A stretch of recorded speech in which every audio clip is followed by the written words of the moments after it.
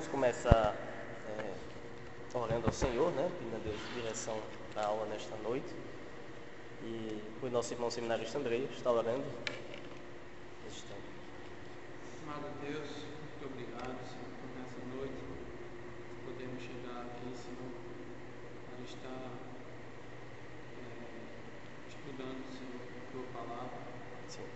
Essa primeira aula de cadeira de patrística, Sim. que nós possamos estar compreendendo, Senhor, a Tua Palavra, para aplicá-la, Senhor, dia a dia no nosso ministério.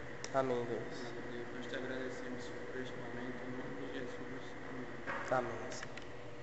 Então, a disciplina é patrística, né, que fala sobre os pais da igreja. E nós vamos apresentar logo de início alguns livros que podem ajudar, algumas bibliografias, como Introdução à Teologia Patrística, né? Esse é um livro, a editora é Edições Loyola, que é católica, né? E os católicos romanos, eles leem muito os pais da igreja, os protestantes também, mas alguns protestantes têm muito preconceito com os pais da igreja, e a gente vai ver que muito desse preconceito é porque alguns dogmas da igreja romana, ela está alicerçada em alguns ensinamentos dos pais da igreja, né? Então, isso aqui é um livro, depois você pode ver, Introdução à Teologia Patrística, e aqui ele vai falar sobre posicionamentos dos pais da igreja. É claro que a gente tem que ter a maturidade de que talvez alguns pontos de vista seja mais para a igreja católica, né? Mas ele procura colocar os ensinos dos pais da igreja como eles assim escreveram e proclamaram. Você vê aqui os pais da igreja e a cristologia, os pais da igreja e as línguas, né? Os pais da igreja e missão e muitas outras coisas, tá?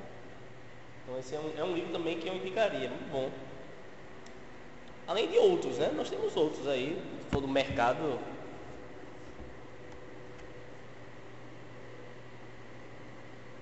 Quer anotar?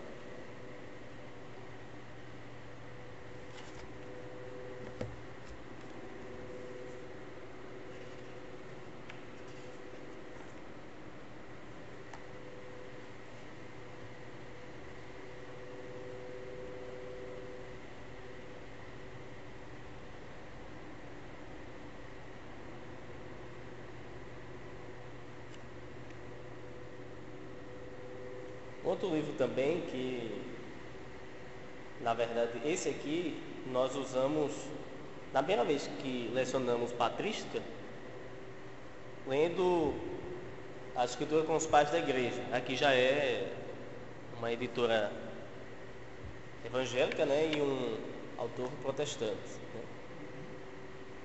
Também um livro parecido com o livro que a gente adotou nessa cadeira como o livro base. Não é ele, mas ele é muito parecido a forma que ele aborda o assunto com o livro. E vamos usar ele também. Alguns exercícios, talvez eu tire desse livro, alguns exercícios, algumas leituras alternativas, né?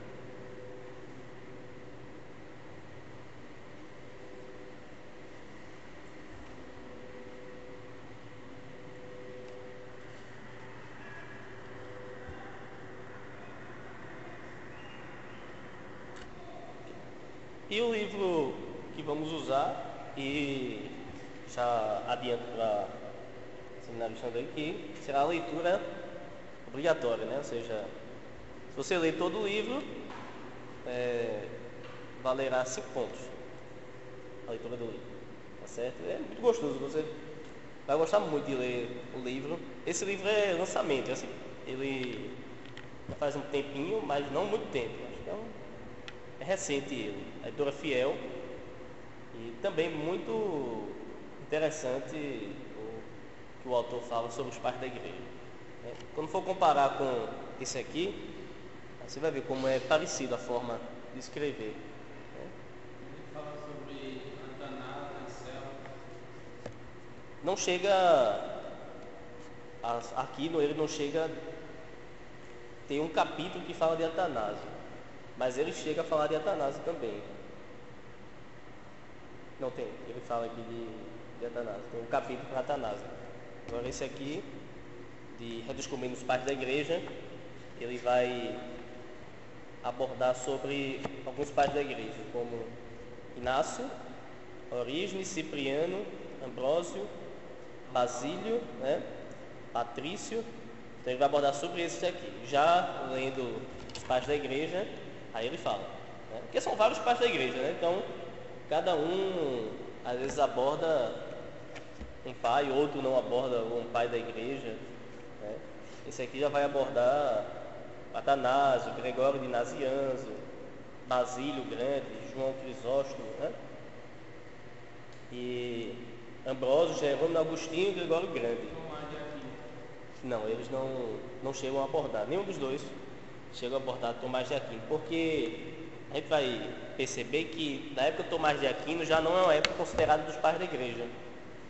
Apesar da gente ter alguns livros seculares, como Patrística, ainda citando a filosofia dos pais da igreja, eu já vi já alguns livros seculares, chega a citar até Tomás de Aquino, mas a percepção é que o período patrística, a era patrística, ela acaba no século VIII, ela acaba, Então, Tomás de Aquino está no século XIII, então ele não é considerado um pai da igreja, dos pais da igreja.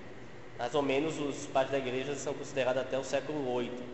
Isso depende, porque tem pais da igreja que são do Ocidente e pais da igreja que são do Oriente. Então tem que ver essas duas formas de pensamento. Os pais da igreja do Ocidente e os pais da igreja do Oriente, eles até têm diferença de interpretação das Escrituras. Nós vamos ver que os pais do Ocidente, alguns têm um método mais alegórico, e os pais do Oriente têm um método mais literal. Então há uma diferença. É claro que ambos defendem os mesmos pontos de vista, no sentido assim, ao mandato de Cristo, a divindade de Cristo, as duas naturezas de Cristo. Eles apresentam essas doutrinas e defendem, mas de forma diferente. E claro que tem em uma posição ou outra algumas diferenças. Os pais do Oriente e os pais do Ocidente. Nós citamos aqui alguns pais do Oriente e alguns pais do Ocidente. Então a aula de número 1 está aqui na folhinha que nós digitamos, e nós precisamos fazer algumas perguntas antes de estudar os pais da igreja.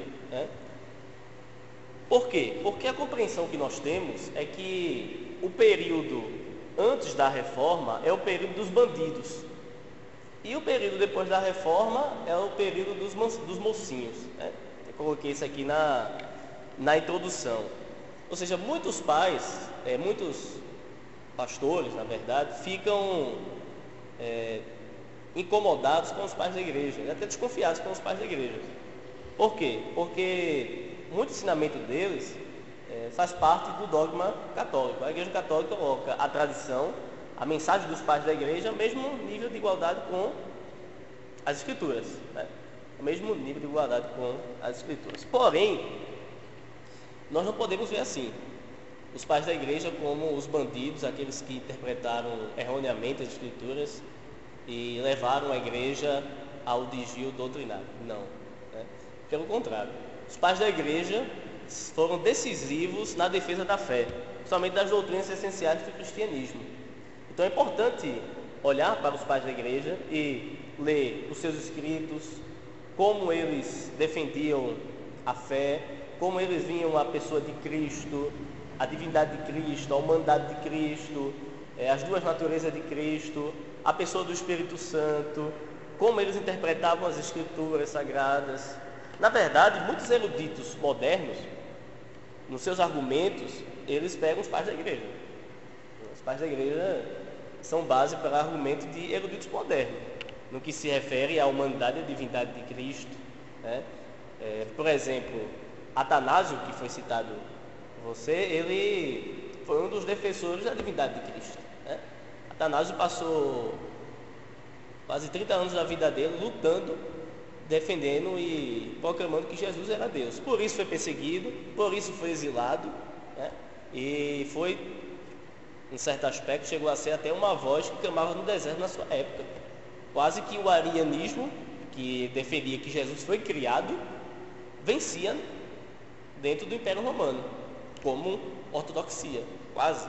Atanásio foi um daqueles que foi o maior representante da defesa da divindade de Cristo, né? Então Atanásio é um dos pais da igreja porque protegeu, defendeu a ortodoxia, a doutrina correta, né? Defendeu a fé. Atanásio é um dos pais da igreja que nós conhecemos até pela sua participação no concílio de Nicéia, né? Então, nós temos que tirar isso da cabeça. A reforma, agora sim eu posso ler e estudar, porque tem coisa boa. E os pais da igreja, não tem coisa boa? Tem muita coisa boa, né? Nós podemos aprender com os pais da igreja muitas coisas, né? Doutrinária, como eles viam a vida espiritual, como eles viam a vida de comunhão com Deus, como eles interpretavam e estudavam as escrituras, a sua vida de oração. Então, por isso é importante estudarmos os pais da igreja. Eu coloquei aqui, se você quiser acompanhar, a importância dos pais da igreja, né? Qual a importância dos pais da igreja? Primeiro ponto, os pais da igreja são descritos como aqueles autores que escreveram entre o final do século I e o final do século VIII. Tá certo? Então, qual é a era patrística? É esse período, que vai entre 96 depois de Cristo até o século VIII depois de Cristo. Então, esse período aqui seria o período patrístico. É claro que há uma discordância. Há alguns, por exemplo, para o Oriente, o período dos pais da igreja acaba no século VIII. Para alguns pais do Ocidente, e alguns acreditam que o período patrístico acaba com os primeiros concílios, bem antes do século VIII. No século V já acaba, outros no século VII, né? Então, a visão do Ocidente sobre o fim da era patrística, alguns acham que uma visão antes do século VIII, século VII, século VI e V, ali acaba a era patrística. Porém, nós concordamos com essa visão que vai do século I até o século VIII. Seria essa a visão da era patrística, tá certo? Então, são aproximadamente o que aqui? 700 anos. Né? E é claro que muitos pais da igreja nós não conhecemos. Alguns de seus escritos, de forma como conhecemos outros, né? Muitos pais da igreja apareceram nesse século, porque nós vamos estudar e ver que o termo pai da igreja, né, se refere não somente a pastores e bispos. Posteriormente ele vai ganhar uma conotação diferente, porque há um desenvolvimento no termo pai da igreja. E quando ele vai ganhar no século IV um outro tipo de conotação, de significado, né, que vai trazer o estigma de um pai da igreja como um protetor da doutrina. A gente vai perceber essa evolução do termo pai da igreja, tá certo? Mas é importante saber qual o período, século I ao século VIII. Não nessa aula, mas na aula posterior, nós vamos também ver a divisão que se faz dos pais da igreja, né? Chamado os apologistas, os pais pós-apostólicos, né? Tem a divisão também de característica de escrito dos pais da igreja. Segundo ponto, os pais da igreja defenderam o evangelho de heresias e engano. Então, nós estamos dando aqui a importância dos pais da igreja. Então, eles defenderam o evangelho de heresias e engano, apresentaram comentários sobre a Bíblia, publicaram inúmeros sermões, teologia sistemática, exibiram o significado dos credos, registraram acontecimentos da história da igreja. Então, os pais da igreja produziram isso tudo, né? Eles estavam mais próximos dos apóstolos do que nós. Isso é uma realidade, né? Ou seja, Inácio, Policarpo, que nós até citamos domingo à noite, né? Foram discípulos do apóstolo João, né?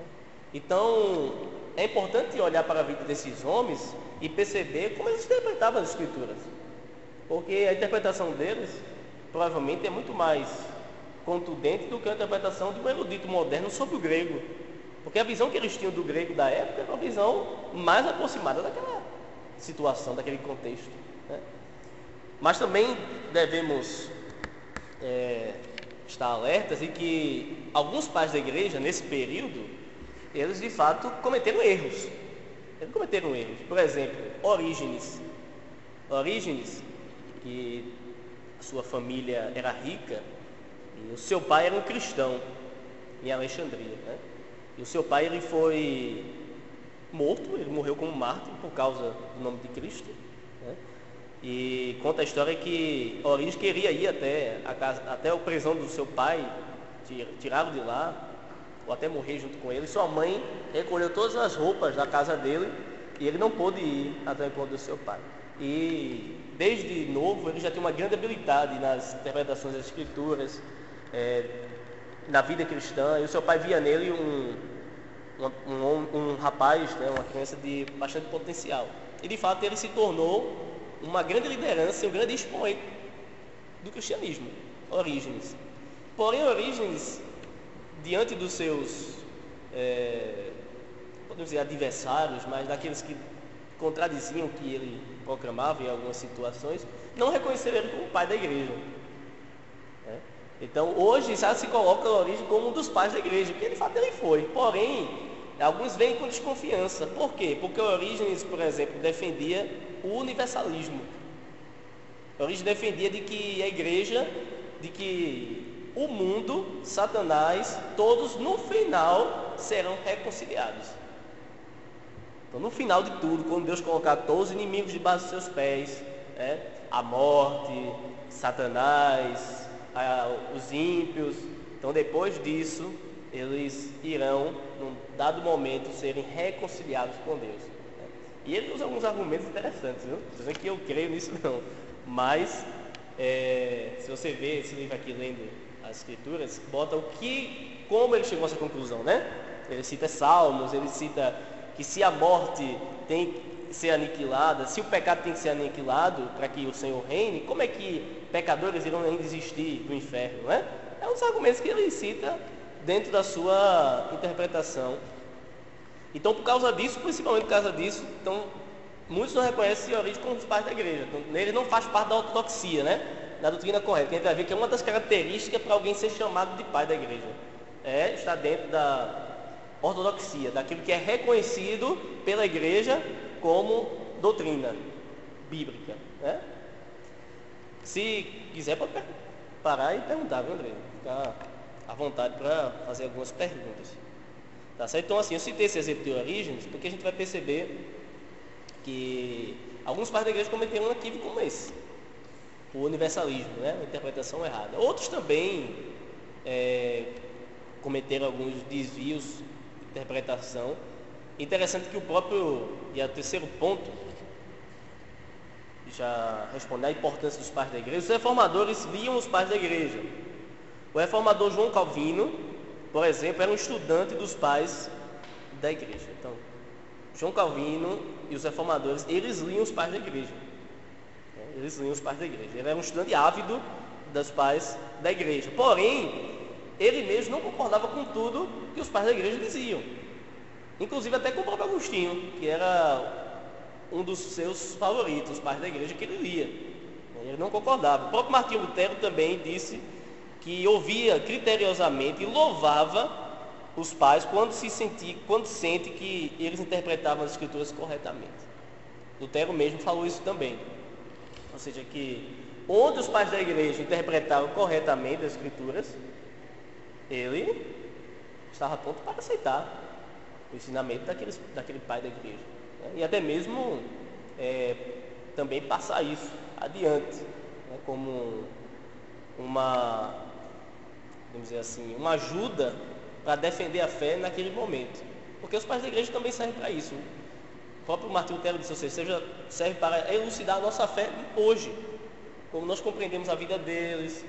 E o próprio Martinho Lutero também disse que em algumas situações eles erraram, mas em algumas interpretações da Bíblia, porém, dentro desse erro de interpretação, eles defenderam a fé, né? Eles estavam prontos para defender a fé, mesmo que não interpretaram corretamente, mas o intuito era defender as escrituras contra aquilo que claramente era heresia, tá certo?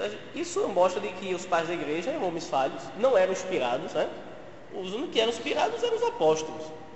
João acabou, escreveu a revelação e pronto. Porém, os pais da igreja, os pós-apostólicos, eles não eram inspirados, então eles podiam errar em algumas interpretações.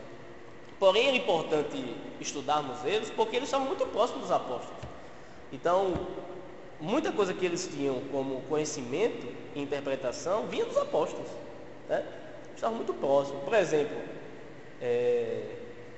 Dan Brown, né, que escreveu o livro Código da Vinci, ele, na verdade, é uma ficção aquele livro, mas aquele livro tem um método evangelizador. Ele está evangelizando ali. Na verdade, ele está atacando a autoridade de inspiração da Bíblia, né? Ele está atacando, mesmo que não dizendo que é uma ficção, mas ali tem, né, diabolicamente, ali tem um sentido de evangelizar para o mal. Ele chega a dizer lá que os livros da Bíblia, a divindade de Cristo, foi decidido no Concílio de Nicéia, e porque Constantino estava interessado em divinizar Cristo, para que ele pudesse, agora o Estado romano como cristão, pudesse todos adorar a Cristo e assim a Roma teria poder. Ele deixa claro isso, né? Deixa até claro que os livros da Bíblia que nós temos hoje foi escolhidos lá no Concílio de Nicéia por Constantino. Mas isso é uma mentira. Nós vamos ver que os pais da igreja, mesmo antes do Concílio de Nicéia, eles já defendiam que Jesus era Deus. Já havia muitas versões da Bíblia, né? Latim, existiam muitas versões antes do Concílio de Nicéia. Exatamente. E a igreja já reconhecia. Você tem no escrito de uns pais da igreja já reconhecendo 27 livros do Novo Testamento, como Eusébio de Cesareia, né? Antes mesmo do concílio. A igreja já reconhecia. Claro que alguns livros demoraram mais para ser aceito pela igreja. Por exemplo, o livro de Tiago. O livro de Tiago teve algumas mais dificuldades para ser aceito, mas já era reconhecido também como um livro inspirado. Interessante é que Lutero não gostava muito do livro de Tiago. Ele dizia que era um livro de palha, né? Porque falava muita questão das obras, né? Mas aí é um contexto de Lutero, que ele estava contra a igreja católica romana, né? A questão da justificação pelas obras, né? Mas o livro de Tiago era incluso já como um livro também inspirado, né? E nós vemos que a sua mensagem está de acordo com toda a palavra de Deus. Ok, então, não somente os reformadores liam, por exemplo, Charles Spurgeon, né? Também lia também os pais da igreja. Inclusive, quando ele escreve uma carta para um servo de Deus, um crente no Senhor Jesus Cristo, que batalhava contra a escravidão na Inglaterra. Ele diz assim, que como Atanásio, né, perseverou, ele diz no livro, como Atanásio perseverou, defendendo, né, a divindade de Cristo e a doutrina bíblica, que aquele servo de Deus também perseverasse para acabar com a escravidão que ele coloca como algo terrível. Não Charles Hodge, né, quem não Spurgeon, mas o fundador da igreja metodista, John Wesley, na verdade, né? Ratificando, né? John Wesley, que citou isso, né? Mas Spurgeon também lia os pais da igreja. Nós temos também citações de Spurgeon que lia os pais da igreja, né? Como outros. Então, na história, a igreja sempre lia os escritos dos pais da igreja, mesmo a igreja protestante e reformada, né? E, na verdade, a igreja protestante, ela lê no sentido de ver como eles interpretavam as escrituras. Como eles interpretavam as escrituras e o que eles publicaram como um sermão, como interpretação do credo, como teologia sistemática, né? A defesa da fé. Então, por isso a importância dos pais da igreja, a importância de estudar os pais da igreja, né? Se pularmos essa história e cairmos somente na igreja medieval ou reforma, a gente vai perder uma grande quantidade de história. E, na verdade, nós vamos compreender a história da igreja, se deixarmos de estudar os pais da igreja. Porque como é que vamos deixar de estudar a base, né? A base está aqui. Não pense que os argumentos defendendo a plena humanidade de Cristo foi formulada no século XXI, não. Foi formulado lá. Foi os pais da igreja lá que defenderam a humanidade de Cristo, que defenderam a divindade de Cristo nos concílios. Foram eles, né? E outros heresias que se levantaram, né? O gnosticismo eles enfrentaram o arianismo, eles enfrentaram o islamismo, né? Também o islamismo surgiu no século VII, né? E um dos pais da igreja, ele inclusive vai citar aqui um dos pais da igreja, ele defendeu a divindade de Cristo diante dos muçulmanos, né? Ele defendeu. Então, e ele escreveu contra o Alcorão, que diz que Jesus, na verdade, não morreu na cruz. Jesus não morreu na cruz, eles dizem no Alcorão. Ele nem morreu nem ressuscitou. Um ensinamento muito parecido com os gnósticos. Porque o gnosticismo dizia o quê? Que Cristo não morreu na cruz porque Cristo não tinha corpo, né? Carne. Ele foi uma ilusão aquilo dali. Ele não aconteceu, ele não morreu e nem ressuscitou. E deixa bem claro que o islamismo tem também um pouco de influência do gnosticismo, né? No sentido de como vê, interpreta a divindade de Cristo e a sua plena humanidade, tá certo? Então, a importância dos pais da igreja, porque devemos estudar, está aqui nesses 3 pontos. Claro que a importância dos pais da igreja tem muito mais coisas, né?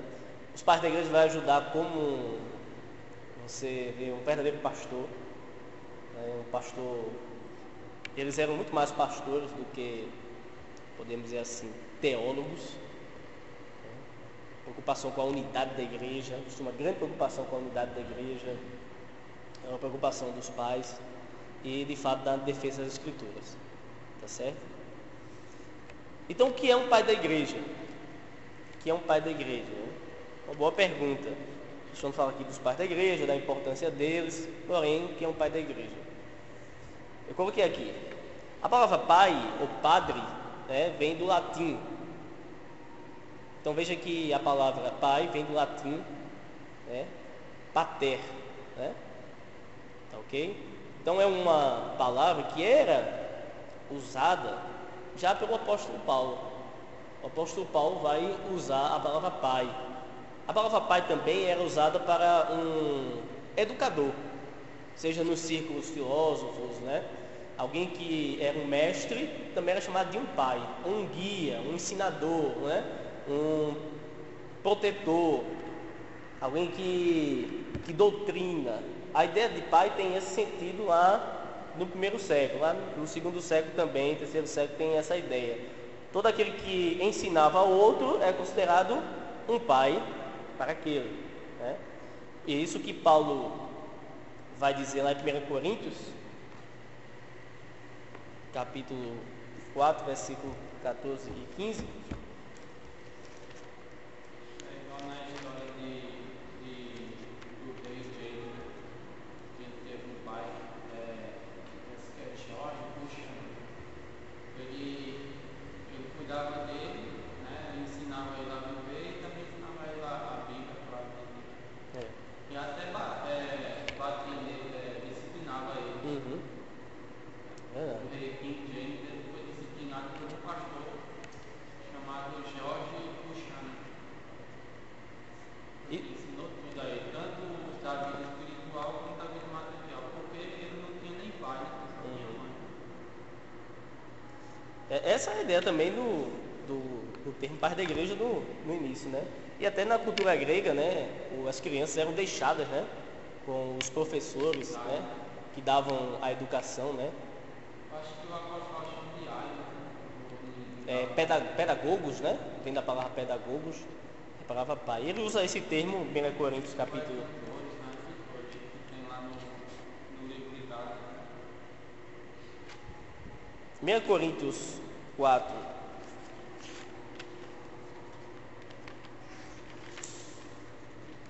(14 e 15), ele diz: Não vos escrevo estas coisas para vos envergonhar, pelo contrário, para vos ademoestar como a filhos meus amados. Porque ainda que tivesses milhares de preceptores em Cristo, né, ou tutores, né, ou pais em Cristo, não tereis, contudo, muitos pais, pois eu, pelo Evangelho, vos gerei em Cristo Jesus. Então, Paulo diz que ele era como um pai para a igreja e os crentes em Corinto. Então, o primeiro termo, pai, ele é usado para alguém que faz o papel de conselheiro e de mestre, quem cuida, né, de forma paternal do outro. Que é a ideia desse pastor, que eu não sabia dessa informação, que era como um pai. A história da King James tem um filme, aí mostra Demonstra essa. o rei James, né? Ele só tinha a mãe, né? Que era a rainha. Na verdade, ele veio de outra parte da Inglaterra, veio de longe. Uhum. Ele não era filho da rainha atual. Era tipo primo, mas como ela não tinha descendente da. Acho que era da Escócia, né? Que a dinastia Tudor e Stuart, né? Da Escócia. Ok, então vejam, esse é o primeiro sentido da palavra pai, tá certo? Por exemplo, Clemente de Roma, no século I, ele chama os apóstolos de pais, bem como os pastores. Policarpo de Esmina também, ponto 4, é chamado de o doutor da Ásia e o pai dos cristãos, tá certo? No livro de Policarpo, que é o livro do seu martírio, o martírio de Policarpo, ele é chamado de o doutor da Ásia e o pai dos cristãos, tá certo? Então, veja que no primeiro século, depois dos apóstolos, os que prosseguiram, os que deram continuidade à igreja, chamavam os apóstolos de pais e recebiam o título também de pais, né? De pais. Aqui na corrigida fiel diz assim, ó, 1 Coríntios 4:15, porque ainda que tivesses 10.000 pais em Cristo, não teríeis, contudo, muitos pais, porque eu, pelo Evangelho, fui gerei de Jesus Cristo. Aquela ideia que eu falei do pai, né, que era como fosse o tutor, né? Tutor. E ele se considerava o pai da igreja de Corinto, né? O apóstolo Paulo. Isso, exatamente. O tutor que, se possível até, né, usava a correção, né, com a mão para disciplinar o seu aluno, né? Então essa é de fato a ideia do pai da igreja. Porém, no século IV o termo ganhou uma outra conotação, tá certo? Ele começou a ser usado para se referir àqueles que preservavam e protegiam fielmente as decisões dos concílios, tanto de Niceia, de Constantinopla e Calcedônia, tá certo? Isso aqui era para a gente ver na igreja primitiva, história da igreja primitiva. Porém, a gente vai dar umas pinceladas nesses concílios, para ver as suas decisões, tá certo? Então, todos os pais que proclamavam que Jesus era Deus, que Jesus era homem, que o Espírito Santo procedia do Pai e do Filho, mas era Deus também, de que Jesus é 100% homem, 100% Deus, né? E que as duas naturezas de Cristo estão presentes nele, porém não desassociadas, mas unidas, né? Todos aqueles que proclamaram isso nos concílios e defendiam isso vão ser considerados pais da igreja, tá certo? Então, o pai da igreja, a partir do século IV, vai ser todo aquele que, nos seus escritos, defendem, né, aquilo que foi decidido pela igreja como doutrina a ser seguida. Então, nesse sentido, não somente pastores, ou bispos, na verdade, como eram chamados, eram considerados protetores da igreja, pais da igreja, mas qualquer um que escrevesse, né, defendendo as doutrinas que foram defendidas e aprovadas nesses concílios, vão ser chamados também de pais da igreja, né? Como a gente, ponto 6 aqui. Receberam esta designação como pessoas dignas de especial consideração por terem preservado o ensino ortodoxo durante o tempo da grande provação. A grande provação é as heresias que se levantavam, né? E aí, como é que a igreja decidia as questões controversas? Concílio, né? Seguindo lá o exemplo de Jerusalém, em Atos 15. A igreja sempre se reunia em concílio para tomar decisões, ou seja, ela reunida com representantes de todas as partes que vinham de lugares mais longínquos, bispos, pastores, presbíteros, diáconos ali presentes, discutiam-se e faziam sua votação sobre um determinado assunto que se levantava como controvérsia. E geralmente eram coisas muito relacionadas, principalmente os 3 primeiros concílios eram relacionados à divindade de Cristo, à pessoa de Cristo, né? E coisas importantes, né? Porque sobre a pessoa de Cristo, sobre a sua divindade, a sua humanidade, são coisas essenciais para a fé cristã. Até mesmo antes dos concílios, a igreja já proclamava isso, né? A igreja apostólica proclamava isso. Jesus era Deus, Jesus era homem. Os credos apostólicos, né, defendiam essas realidades. Porém, chega no século III, século IV, alguns estão querendo ensinar uma outra coisa, uma outra tipo de doutrina. E aí é um grande desafio para a igreja. Então, aqueles que defendiam, proclamavam a doutrina apostólica, vão ser chamados de pais da igreja. O 7.7 diz assim: esse significado mais abrangente de pai foi estendido aos escritores eclesiásticos à medida que eram aceitos como representantes da tradição da igreja, né? Então, foi criando aí uma tradição na igreja, ou seja, o conteúdo doutrinário a ser defendido eram aqueles que eram decididos nos concílios, tá certo? Então, o que é um pai da igreja, né? O pai da igreja continua, claro, também sendo um mestre, um guia, um pregador, um pastor, porém, a partir do século IV também vai se acrescentar ser um defensor da doutrina correta, ou seja, das decisões dos concílios. Tá ok? Boa dúvida, Leandro? Tá conseguindo corretamente. Então, a importância dos pais da igreja e o que é um pai da igreja, né?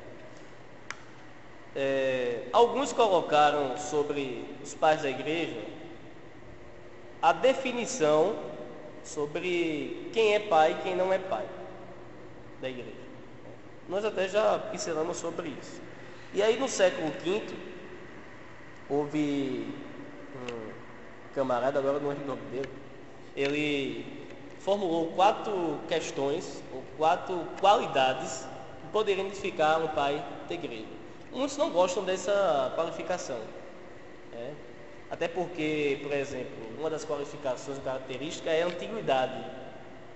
Então, pode se referir como um pai da igreja, por exemplo, que viveu no século VI, ele é considerado um pai da igreja, se as decisões do concílio foi lá no século IV, né?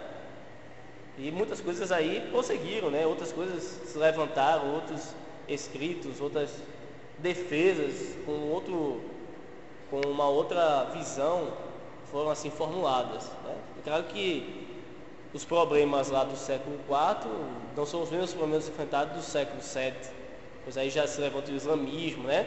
Com outro tipo de revelação a ser seguida, outro tipo de doutrina, e também falando sobre Jesus já é um outro desafio, né?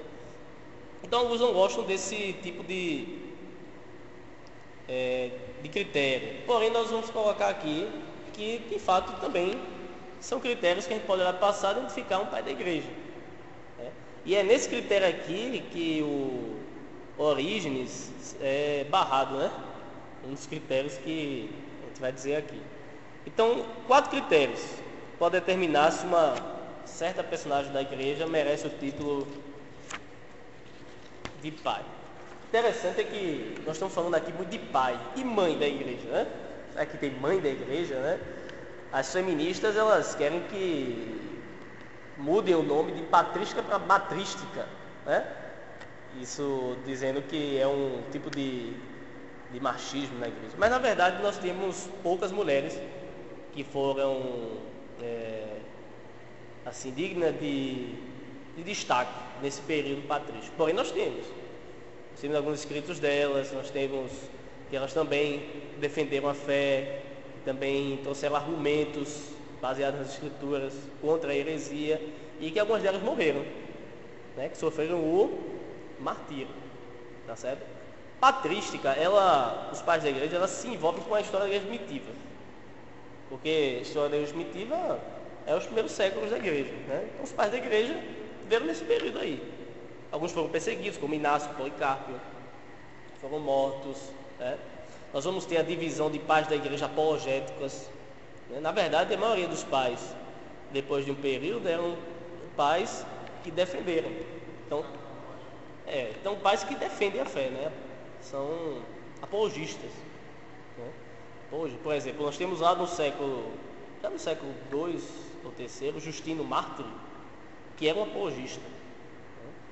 Ou seja, homens com mais habilidade para a defesa da fé vai se levantar. Justino Mártir vai defender o cristianismo de várias acusações.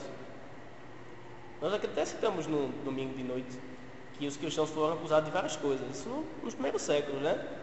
E Justino Mártir vai ser um que vai escrever, né, de fato, pegar toda a acusação e defender. E dizer que tudo aquilo que era falado não era de acordo com a verdade. Os cristãos não eram daquele jeito, né? Não era aquilo que eles pensavam. Eu achei interessante que tem as provas internas da igreja e tem as provas externas, como a questão de Tácito, né? Suetônio, o historiador Fábio José. Né? No caso aí, quando a gente vai... No caso, você está falando quando vai defender um livro, né? Aí o testemunho interno e o externo que pode... E os pais da igreja são aqueles que... Do testemunho, né, externo, né? Também... Eles são citados no testemunho externo. Outra importância de estudar os pais da igreja, né? Eles são citados como testemunho que o livro foi... O autor do livro foi de fato João, né? Foi de fato o apóstolo, né? Porque, como você sabe, eles estavam mais próximos ali dos apóstolos, né? E a autoria do apóstolo era passado para gerações de que foi de fato quem escreveu, né? Até a data também de alguns acontecimentos, quando nós estudamos os pais da igreja, também pode ser verificado. Eles escreviam muito. Como o Lutero define, assim, digamos, tudo que é extrabíblico, né? Tudo que é estudo. Lutero entendia que não servia para fundamentar a fé, mas trazia de qualquer forma um pouco da história, assim, para o conhecimento da piedade. Não servia para fundamentar a fé, mas servia para fundamentar a piedade. Se você está em dúvida se realmente algum pai da igreja existiu, algum mártir existiu, aí você pega o livro como o de Tácito, né, que a gente já estudou na história da igreja perseguida, né? Aí você já vai, se o próprio povo do mundo falava sobre eles, então isso com certeza foi uma verdade que aconteceu. É um testemunho a mais, né? A autenticidade do fato da história, né?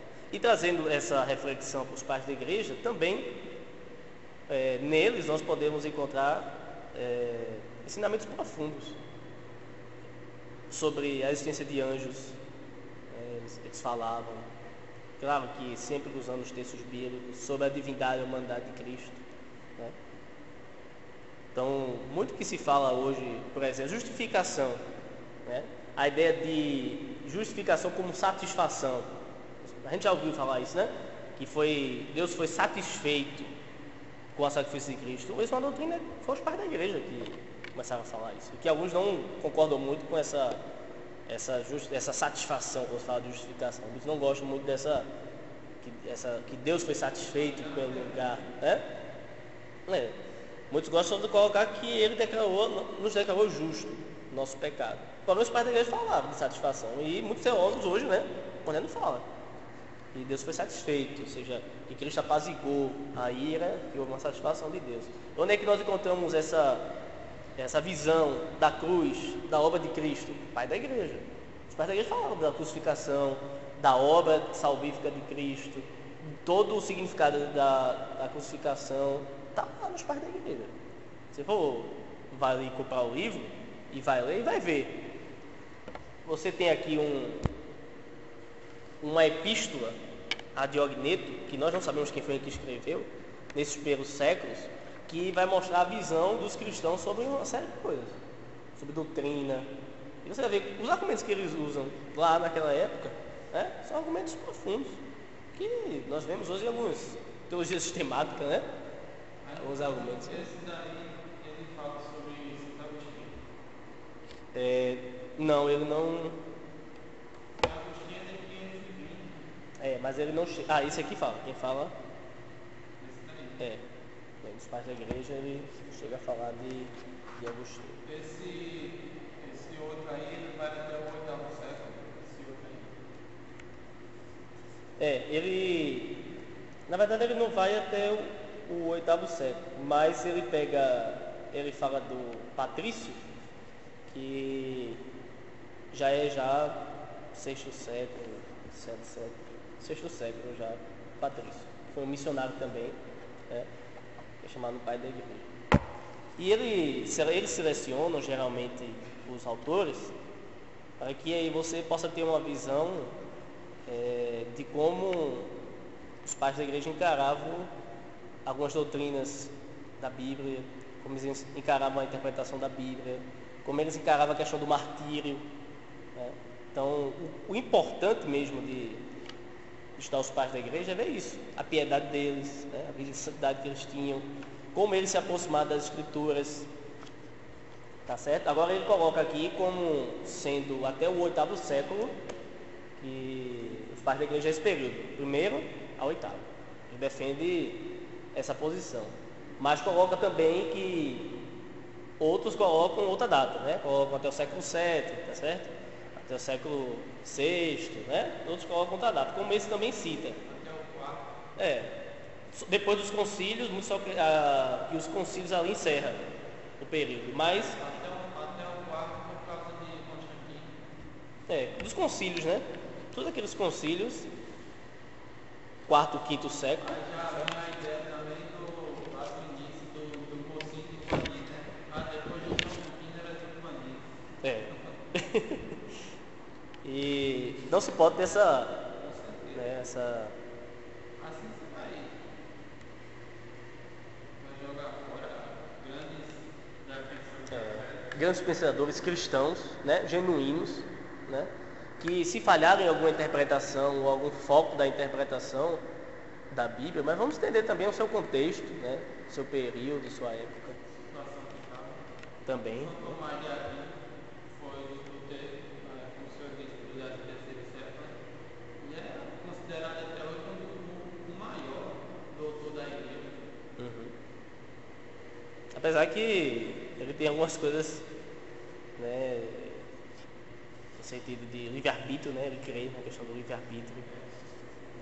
Ele teve assim a sua importância, até porque a questão lá de defender a divindade, o Deus como criador, a existência de Deus, né? Ele usa muito filosofia, né? A questão da A caridade. da ação social foi mais importante. Mas, como a gente falou, né, você sabe, não é considerado um pai da igreja, né? No caso, na visão aqui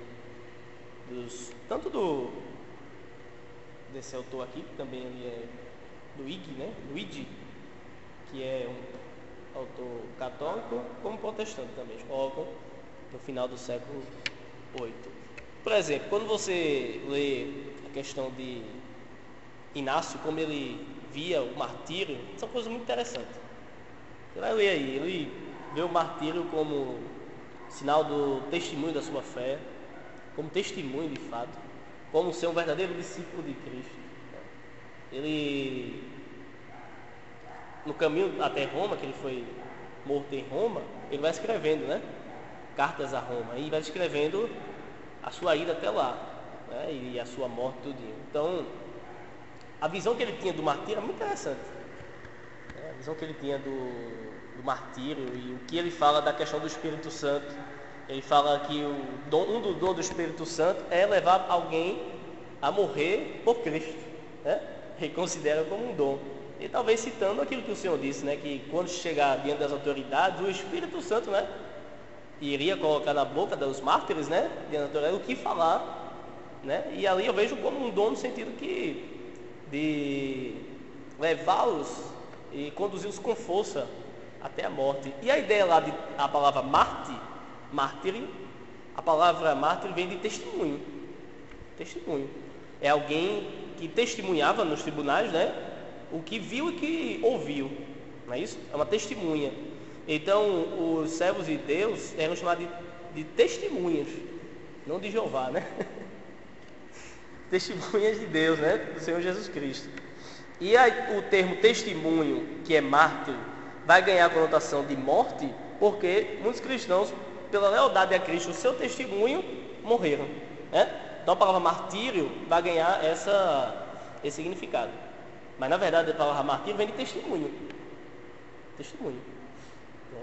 E se o Espírito Santo iria fazer a igreja testemunhasse, né? Deus não fez da terra, esse é o argumento que Inácio usa. Então o Espírito Santo também dá um dom de que alguns servos de Deus sofram a morte por lealdade a Cristo, testemunhando para os outros da fé.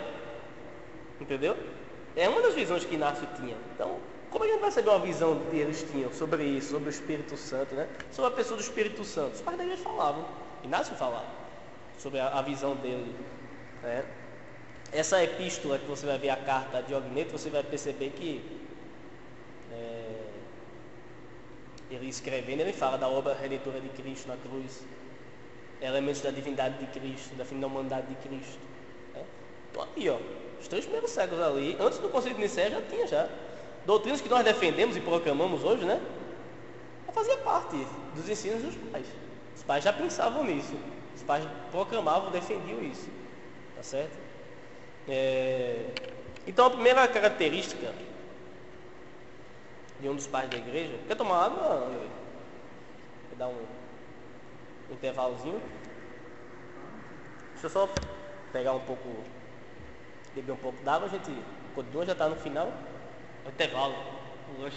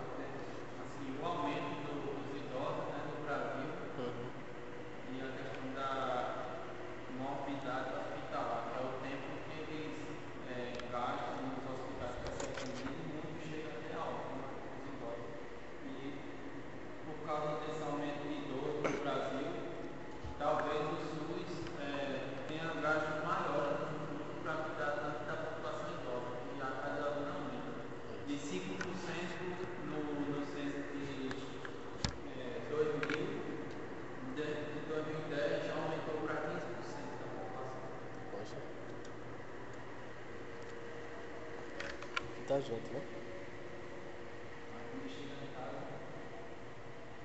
É o trabalho do faculdade?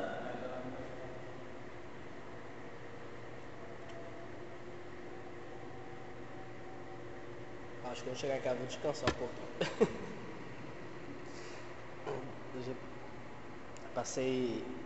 Eu tinha digitado a metade na segunda. Eu já tudo na segunda, na terça. Aí eu digitei hoje à tarde. Eu demoro muito para digitar. Eu fico, sabe, demora. Eu não tenho muita habilidade com o computador, eu fico vendo as letras. Aí isso você dura um tempo, né? Segunda-feira eu vou começar a trabalhar segunda-feira. Eita. Vou voltar a pegar uma 4 horas da manhã. Mas por quê? Foi uma decisão deles lá? Eu vou estagiar, tá? Ah. Mas fica melhor porque leva um pouco mais cedo, né? Eu trabalho de 7 às 4 da tarde, tá? Para estagiar. Eu sei. Ok, então, voltando, as 4 características primeira, antiguidade, tá certo? E eu coloquei aí aquilo que nós falamos, né, o período dos pais da igreja tem início por volta do ano 96 depois de Cristo, com a epístola de Clemente, e terminando no Oriente com a morte de João de Damasco, em 750. A tradição ocidental coloca a morte de Isidoro de Sevilha, né, em 636. Ok? Você vê aí que a tradição ocidental ela é mais restrita, né? E até mesmo tem outros, como nós falamos, que com os concílios já... Nesse caso aqui já tinha acontecido o cisma, né? Não, o cisma não, ainda não. O cisma é 1053. 1054 é o cisma do Oriente e do Ocidente. A Igreja do Oriente, de Constantinopla, né? Apesar que essas duas igrejas já andavam caminhos diferentes, porém a divisão mesmo delas, né, o cisma, né, vem lá em 1054, se eu não me engano, Andrei, é esse período mesmo, o cisma. Mas antes do cisma ela já caminhava caminhos opostos, né? Tem eu li também no dicionário Aula, e a igreja de Alexandria se achava mais pura, né? E tudo que vinha do Ocidente eles consideravam mais puro do que tudo que vinha do Oriente eles consideravam mais puro do que vinha do Ocidente, da Roma, da Espanha. Já tipo, por exemplo, como você bem citou, a gente vai perceber que em Antioquia e Alexandria vai criar duas escolas de interpretação da Bíblia, né? Então, apesar de eles manterem a unidade doutrinária, no que é essencial nas decisões de concílios, porém, até em visão de interpretação das escrituras, eles seguiram caminhos um pouco diferentes. A gente vai perceber que alguns já interpretavam muito alegoricamente a Bíblia e outros mais. Antioquia era a escola literal e Alexandria é a escola mais alegórica, né? Ok, então a antiguidade é uma característica, né? Esse período dos pais da igreja que viveram nesse período, ou seja, se eles eram antigos, eles assim é considerados os pais da igreja. Como eu falei, alguns não gostam dessa característica porque alguém que era pai no século IV, no século VI, como é que poderia ser considerado pai se o critério era a antiguidade, né? E ele não viveu lá naquele período, né? Mas uma das características deles é a antiguidade e a gente pode identificá-los como pais da igreja nesse período que eles viveram, que vai, né, do século I até o século VIII.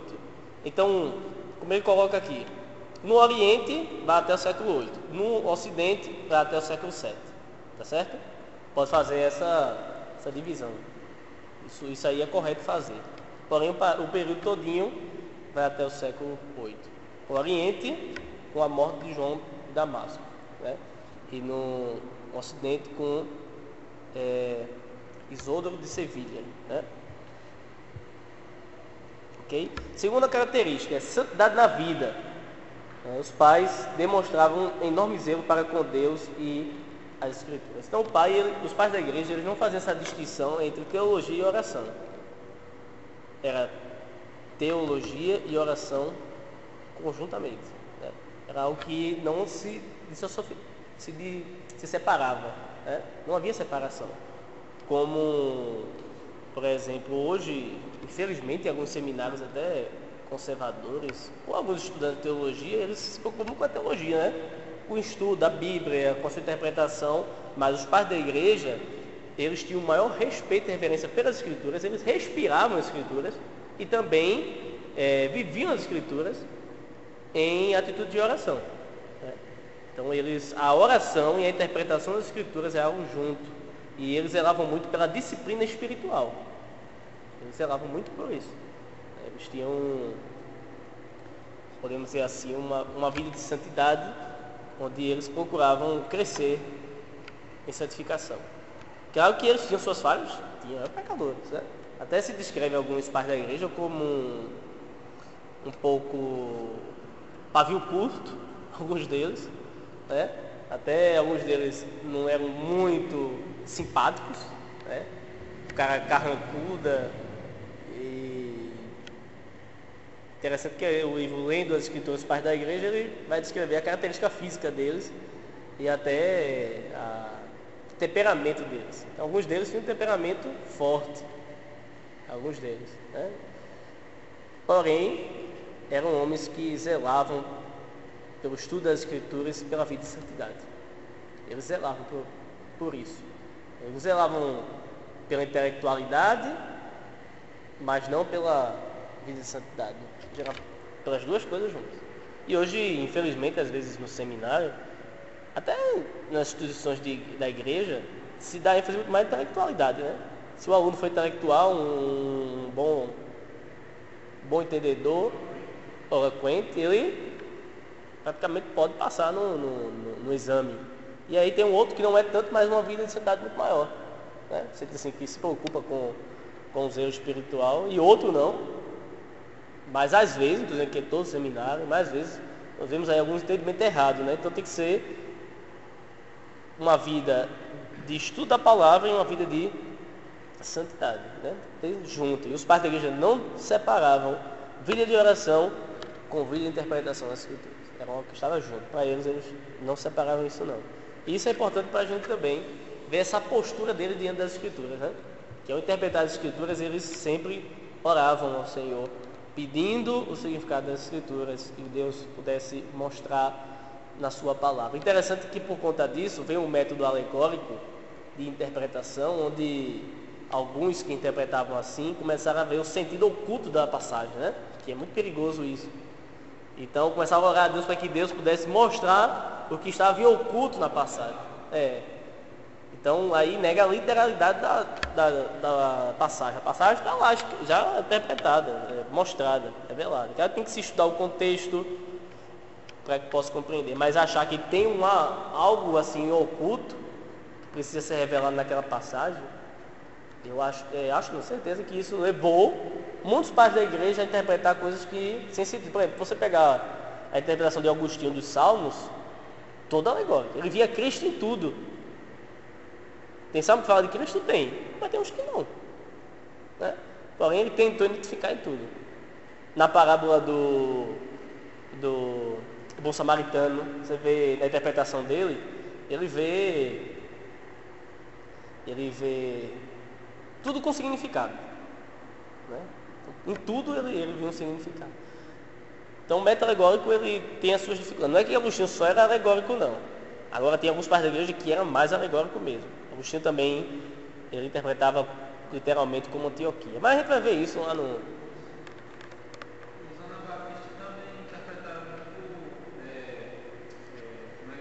literalmente, né? Ele esperava pela revelação histórica. E Calvino vai mostrar nas escrituras que não existe, né? Nenhuma revelação extraordinária mais, né? Uhum. A revelação já está final, completa nas escrituras. Isso, exatamente. Mas alguns pais também, não que eles esperavam no sentido assim, de que alguém se revelasse, mas eles queriam que o Espírito de Deus pudesse mostrar para eles o significado da passagem que não estava no texto, que estava em oculto. Eles achavam que tinha alguma coisa ali, entendeu? Por detrás que o texto estava querendo dizer. Aí você Algum acento, alguma letra errada. Ia ser um sinal. O significado mesmo, né? Por exemplo, ele vinha um salmo, então o que é o sentido oculto do texto, né? Que por trás está dizendo que Cristo fez isso, fez aquilo, quando não há nada. O texto estava dizendo aquilo, quando o texto está dizendo aquilo. Então a escola literal ela não fez. A escola literal, a hermenêutica de Antioquia, ela é muito mais parecida com o que a gente interpreta hoje. Estudava-se o contexto, né? A língua original, vendo para quem foi endereçado a carta para chegar à conclusão do que está sendo escrito. Mas aí a gente vai lá na frente, tem um exercício que eu vou passar, que é justamente onde fala das duas escolas, os pais e as escrituras, exegese em Alexandria, e os pais e as escrituras, a resposta de Antioquia. Então são dois tipos de interpretações, duas escolas de interpretações diferentes, tá certo? A terceira característica era doutrina ortodoxa, né? Então, aqueles que defendiam a doutrina correta eram assim considerados pai da igreja. E quais foram as doutrinas que eles proclamaram como ortodoxia cristã? E que interessante que hoje nós proclamamos, né? Várias denominações proclamam aquilo que os pais proclamavam e defendiam como doutrina correta. Por exemplo, a crença no Deus Trino, as plenas naturezas de Cristo, a divina e a humana, a eficácia redentora da morte de Cristo sobre a cruz, a autoridade absoluta e a infalibilidade das Escrituras, a importância do batismo e da Santa Ceia, a importância da oração e da vida espiritual disciplinada e a aprovação eclesiástica, né? Ou melhor, a aprovação eclesiástica é o quarto ponto, né? Então veja, tudo aquilo que a gente defende hoje, eles defendiam, né? Então, como identificar um pai da igreja? Se eles defendiam essas doutrinas aqui, esse corpo de doutrinas que estamos aqui se referindo, e assim eles foram chamados. E o quarto ponto é a aprovação eclesiástica. Então, os demais bispos da igreja tinham que aprovar que o escrito daquele bispo ou daquele autor cristão era ortodoxo, né? Fazia parte da ortodoxia. Se ele protegia a fé, se ele protegia o corpo doutrinário, ele era chamado de... Interessante que João, na sua primeira carta, ele diz que quem defende e quem crê nas doutrinas da natureza divina de Cristo e humana, tem comunhão com os apóstolos com ele, né?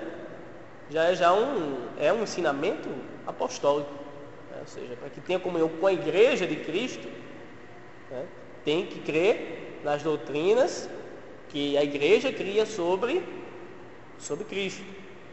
É claro que isso depois vai criar um problema, principalmente na Idade Medieval, porque a Idade Medieval vai começar, somente mais na Idade Medieval, é a doutrina da mariolatria, né? A questão de Maria, porque a questão das doutrinas erradas da Igreja Romana, muitas delas são da Idade Medieval. Eles até invocam o nome dos pais, mas alguns pais da Igreja são contra eles. Eles têm os pais da Igreja como santos, não é isso? Eles até colocam Santo Agostinho, os santos padres da igreja. Muitos santos padres da igreja que eles citam é contrário ao dogma deles. Porém, alguns, e o que foi formulado na Idade Medieval, até a Idade Moderna, as doutrinas que eles seguem hoje foram acrescentadas ao longo do tempo, né? E a corrupção foi crescendo ao longo do tempo. O afastamento das escrituras foi crescendo, né? E hoje nós temos aí o que eles fazem hoje aí, né? Ele tem um concílio deles que nós não aceitamos, que decidiu a questão da adoração a Maria, a questão das imagens, né? A gente vai ver essa questão dos concílios. São 7 concílios ao todo, né? E nós aceitamos os primeiros concílios. Tá certo? Então, a Igreja Católica, ela segue a tradição dos pais da Igreja, né? Ou seja, algumas coisas que os pais escreveram, que está de acordo com as Escrituras, mas tem outros que não, e eles seguem mesmo assim. Porque para eles, o que a igreja cria em todas as partes e por um grupo grande de pessoas, para eles é um sinal que vinha de Deus. Entendeu? Quem falou isso foi um monge da igreja. Que um dos sinais de que você faz parte da igreja é você crer como todos creem. Se todos creem daquela forma, é porque é um sinal que é vindo de Deus. Deu para entender? A Igreja Católica pensa que hoje até isso. Até hoje eles pensam, né? Então, sim, em todos os lugares, e isso foi criado por muitas pessoas, então é um sinal que é uma revelação, né? Como a questão de Maria, né? Então, se todos estão crendo, então, porque esse é um sinal que faz parte da ortodoxia, nós devemos reconhecer como verídica, né?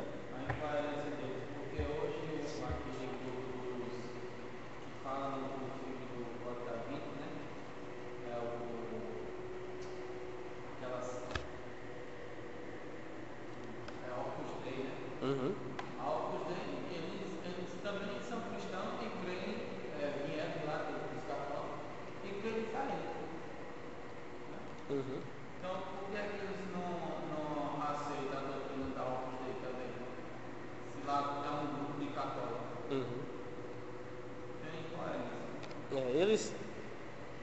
eles acreditam que o dogma deles, as traduções deles estão acima das escrituras. Esse é o grande problema maior, a gente pode colocar assim. E a aprovação eclesiástica, esse quarto ponto que a gente está falando, então a igreja tinha que reconhecer que aquele personagem era um protetor da igreja, né? Era alguém que se enquadrava, se encaixava dentro da doutrina católica. Como falamos, a origem não se encaixou nessa, né? E como alguns pais da igreja, inclusive até Agostinho também, na sua época, foi questionado, né?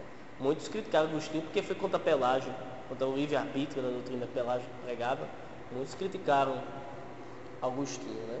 E como nós falamos, os pais da igreja, eles também cometeram alguns equívocos. Por exemplo, Agostinho é um daqueles que criam na questão do purgatório, né? Ele que foi um dos responsáveis pela doutrina do purgatório, um estado intermediário onde a pessoa ia ser purificada, e chegou a colocar isso. Porém, foi uma voz que falou da graça de Deus, da salvação pela graça, sobre a eleição, quando muitos outros pais da igreja não enfatizavam isso.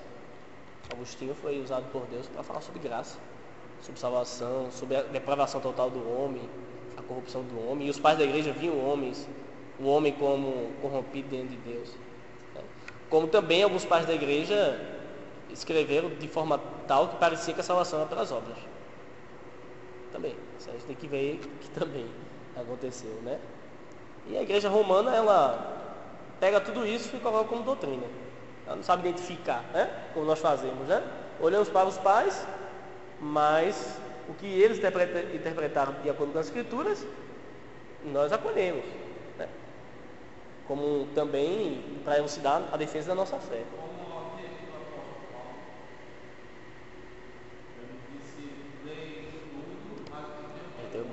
Exatamente.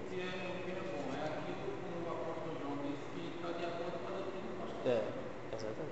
E muitos pais da igreja, né, fizeram declarações, alguns pais da igreja fizeram declarações contrárias à doutrina apostólica. Então, a igreja romana ela aceita, né? Ela não sabe dividir, né?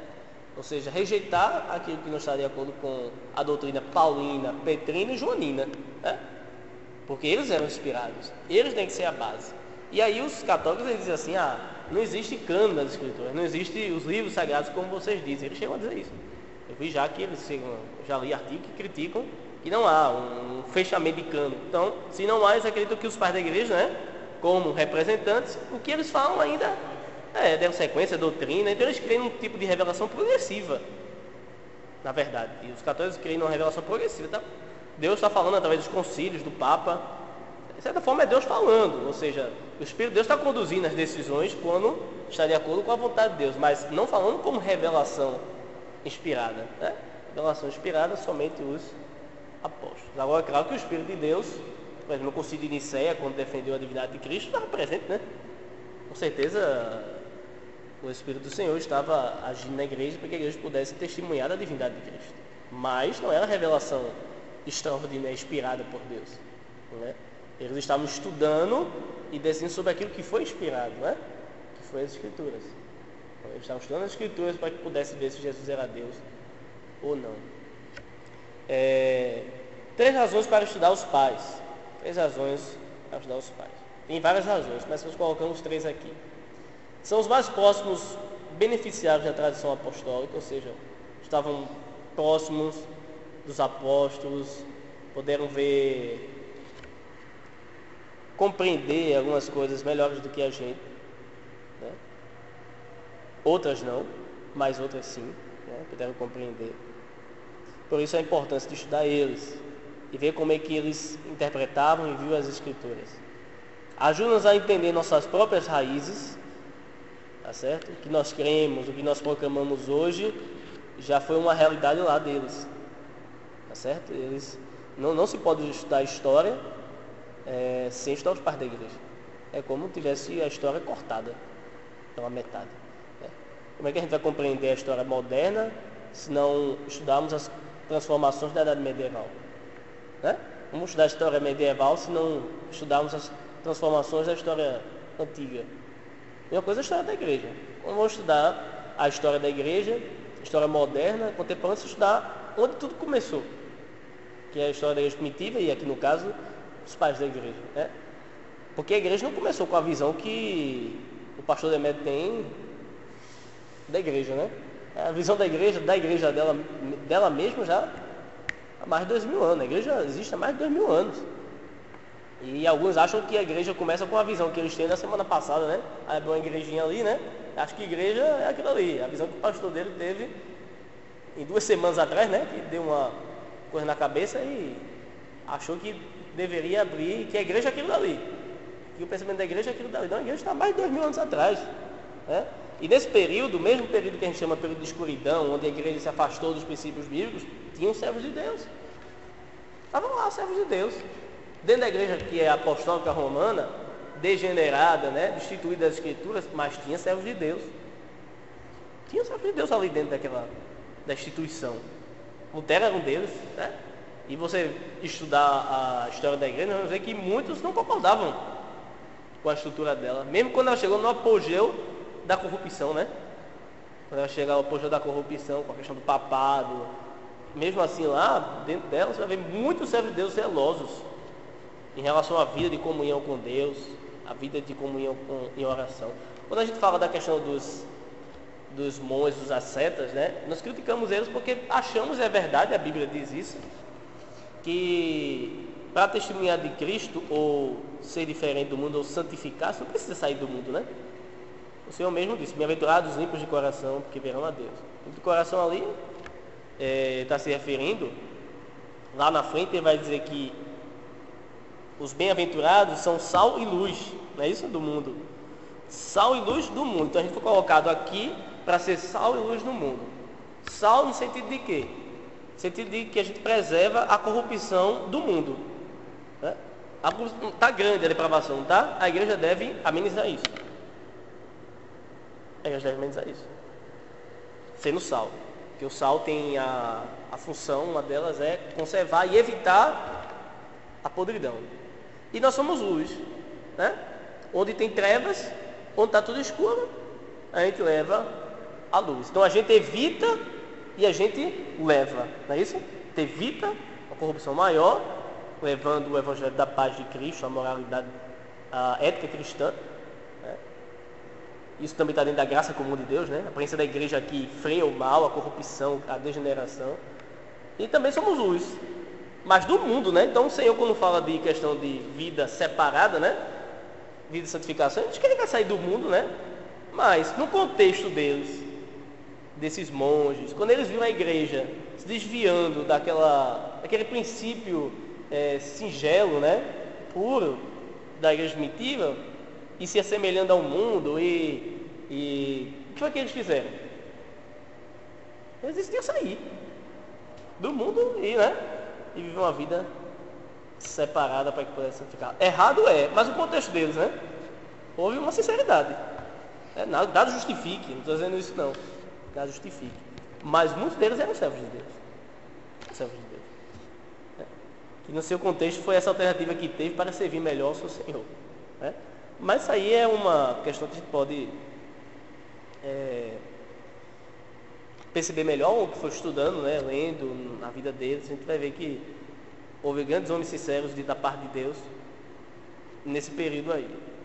Muitos pais escreveram e viveram como pastores. Eu botei mas é como pastores, né? Então, eles eram pastores. Eles se preocupavam com a igreja, com a unidade da igreja e defenderam a fé. Muitos pagaram com a sua própria vida, né? Somente os pais do 2º e 3º século, né? Então eles eram homens que de fato levavam a sério a fé, a interpretação das escrituras, a vida de santidade, a vida de oração, a vida de interpretação da Bíblia, de meditação. Eles levaram a sério e foram verdadeiros homens de Deus e leais ao princípio das escrituras. Então, por isso tudo, precisamos estudar os pais da igreja, né? Para tirar, descaracterizar o preconceito que tínhamos antes, né? Para podermos compreender a visão que eles tinham dos apóstolos das Escrituras logo depois da morte dos apóstolos, né? Importantíssimo saber disso. E também poder aprender com eles na defesa doutrinária da morte, da humanidade, divindade de Cristo, da visão que eles tinham da igreja do Senhor, como eles interpretavam a igreja do Senhor Jesus Cristo, uma vida de piedade. Podemos aprender com eles. E aprendendo com eles, vai nos ajudar hoje, né? Vai nos ajudar hoje na nossa vida de comunhão com Deus e também acrescentar mais no conhecimento da palavra, certo? Então, finalizamos hoje a aula, né? Nesta noite, colocando esses aspectos dos pais da igreja, né? A importância dos pais, o que é um pai da igreja, as características básicas e 3 razões para estudar os pais, tá certo? Já que você não comprou, a primeira lição que a gente ia passar, você pode anotar, está no capítulo 1, na página 15, que diz assim, é uma pergunta: por que os cristãos evangélicos deveriam procurar conhecer o pensamento e experiência destas testemunhas cristãs antigas? Por que os cristãos evangélicos deveriam procurar conhecer o pensamento e a experiência destas testemunhas cristãs antigas? Ou os pais da igreja, né? Aí a partir da página 15, você vai encontrar conhecer o pensamento e a experiência destas testemunhas cristãs antigas.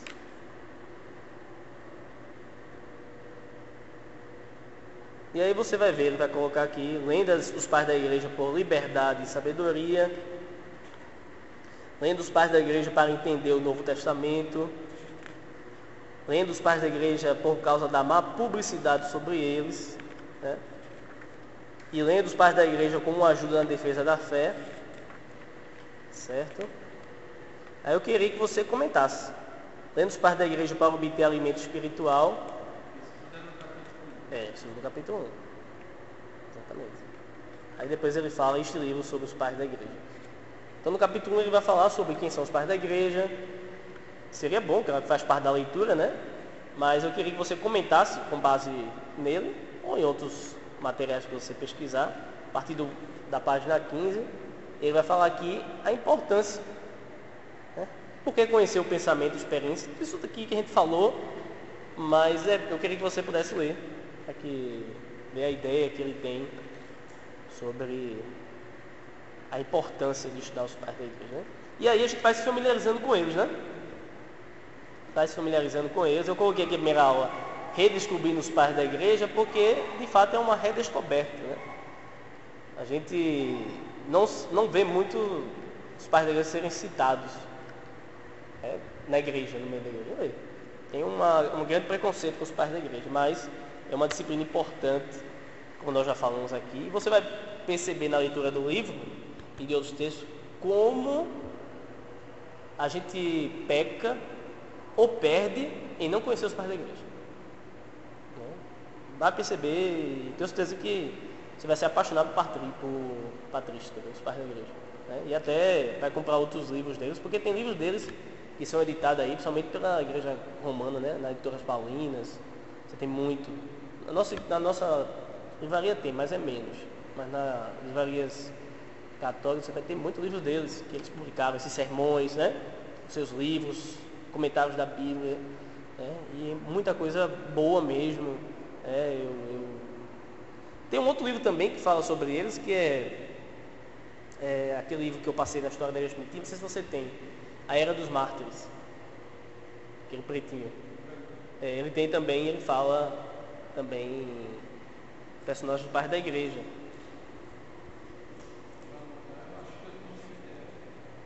Inclusive, eu vi uma vez, o Fábio tem isso aqui, ó. no PDF.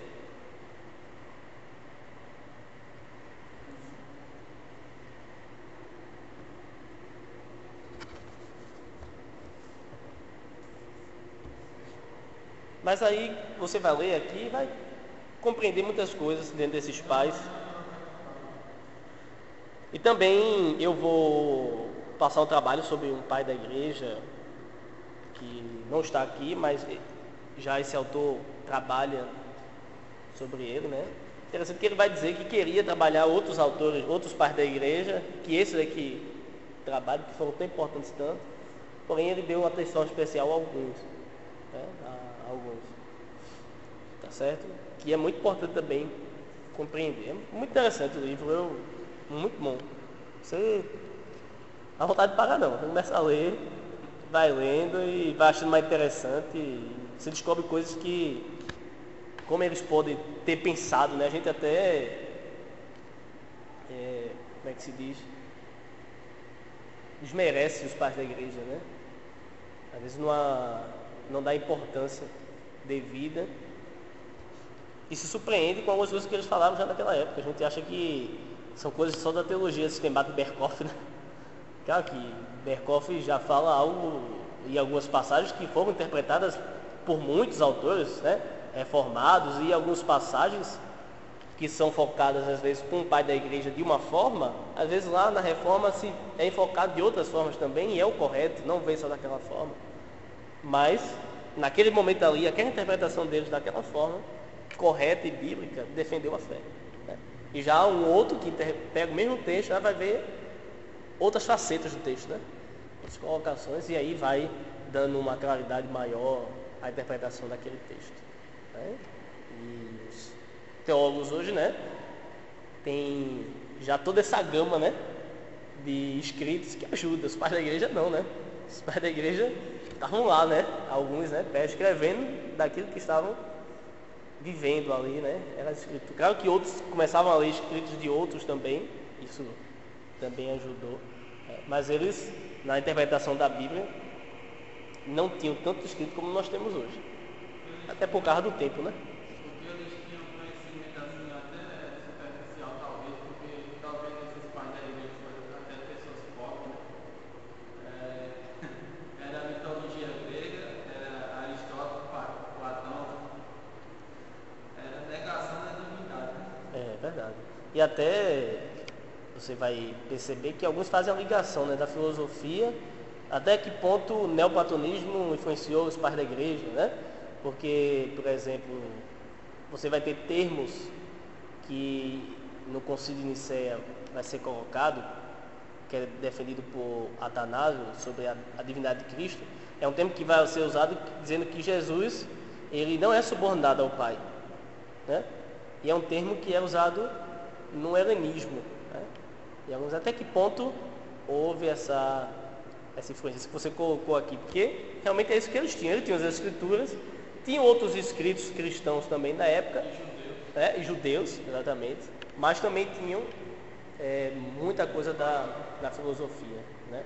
Inclusive algumas regras de interpretações eles usaram somente a parte de Alexandria, como os filósofos antigos interpretavam os escritos deles, né? Por exemplo, a própria palavra hermenêutica, ela é usada na Grécia, primeira vez, como método de interpretação, né? Mas aí, vamos adiantar não, patrística tem tudo isso. Eu sei que são 4 aulas só, tá? A primeira foi hoje, então não vai dar para falar muita coisa, mas os exercícios vão complementar. Isso que o pastor sempre diz, né? Ele diz, olha, os exercícios, como vocês sabem, é como hora-aula, né? Hora-aula. Então ele vai, assim, completar tudo que você não falou em sala de aula. Então, algumas coisas que a gente não abordar aqui, a gente vai passar alguns exercícios. E aí vai dar um tempo para que possa nos dar. Então a gente vai, a leitura do livro, valer ponto, os exercícios irão valer ponto também, e aí a gente está vendo se vai fazer uma prova ou somente um trabalho. Vamos estudar, né, se cabe fazer uma prova ou não. Mas eu tenho certeza que hoje, eu já sabia que você também não tinha essa visão, mas eu lembro que até o Fábio contou, né, uma vez para mim que uma irmã em Cristo lá do trabalho dele estava conversando sobre a questão acho que era de línguas, aí Fábio disse, mas na igreja primitiva não é assim. Aí ela disse, aonde é que fica essa igreja primitiva para eu ir lá? Né? Então eu tenho certeza que hoje, né, a gente não vai ter mais essa visão do que é a igreja primitiva, né? Então, por quê? Porque a igreja primitiva, os pais da igreja fazem parte dessa igreja, né? Essa igreja aqui, igreja primitiva, mesmo que não sendo a nossa lição, né? A nossa disciplina, porém, hoje nós damos para perceber os personagens dessa igreja primitiva.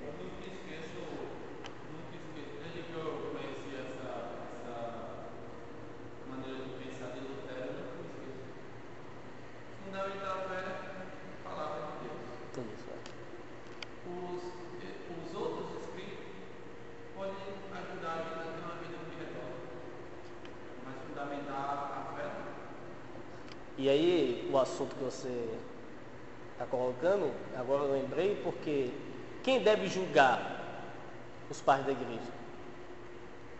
Eu acho que é as escrituras. Né? E aí, juntando os pais da igreja com a escritura julga os pais da igreja. E não os pais da igreja julgam as escrituras. Né? Aí até no mesmo na questão da escolha do cano, né? Não foi os pais da igreja que disseram, não, esse livro aqui é inspirado. Não, a própria escritura, o próprio Espírito Santo disse sim, é inspirado. Né? Agora o Espírito Santo fez o quê? Ele ensinou métodos de aferição para descobrir quais eram os espíritos inspirados. Mas foi o Espírito Santo que ensinou. A igreja só reconheceu, né? Ela reconheceu aquilo que já internamente. E ele mostrou quais eram. Isso, exatamente. Essa é a ideia. Então, finalizamos assim. Vamos orar, né? Finalizando a primeira aula justamente. Oremos. Deus de infinita graça, Senhor, nós te agradecemos por esta noite, onde o Senhor nos deu a oportunidade de estudarmos sobre a vida dos pais da igreja, daqueles que receberam este nome porque proclamaram a Tua palavra, Senhor, defenderam a fé trinitariana, defenderam, Pai, doutrinas essenciais reveladas na Tua palavra, Senhor Deus. Que o Senhor nos ajude a compreendê-los nas suas falhas de interpretações e o Senhor também possa nos ajudar a tirarmos lições preciosas de suas vidas de piedade, dos seus escritos que foram de acordo com a Tua palavra e que são relevantes não só para os dias deles, mas também para os nossos dias. E que o Senhor possa nos levar a aplicar na nossa vida cristã, Senhor, para o nosso crescimento, ó Pai. Ajuda o Teu servo seminarista Andrei a compreender mais, Senhor Deus, a história da Tua igreja, a mim também, que o Senhor me ajude. Que outro Senhor desta igreja, amigos nossos, possam querer vir estudar para compreender a história da igreja do Senhor. É a Tua igreja, ó Pai. O Senhor estava governando esta igreja. O Teu Santo Espírito estava agindo no meio dessa igreja, através dos pastores, dos bispos, dos pais da igreja. O Senhor estava agindo para que eles pudessem proclamar e defender as Tuas verdades, ó Pai. Mesmo em meio à corrupção tão grande que nós enxergamos num dado momento da história da igreja, o Senhor preservou servos Teus que procuraram, ó Pai, o sentido correto da Tua palavra. E que o Senhor nos mantenha, ó Pai, firmes na doutrina verdadeira, Senhor, na doutrina apostólica. Que sejamos, ó Pai, ortodoxos, ó Pai, crendo na doutrina correta e também praticando, ó Pai, ortopraxia, a doutrina, como os pais da igreja que faziam teologia, estudavam a palavra, interpretavam, porém viviam, Senhor, uma vida de oração contínua, em comunhão contigo, na tua presença, respirando as Sagradas Escrituras. Eles estavam, ó Pai, saturados com a tua palavra, cheios da tua palavra. Que nós assim sejamos também, Senhor. Fica conosco, leva em paz para os nossos lares, em nome de Jesus. Amém.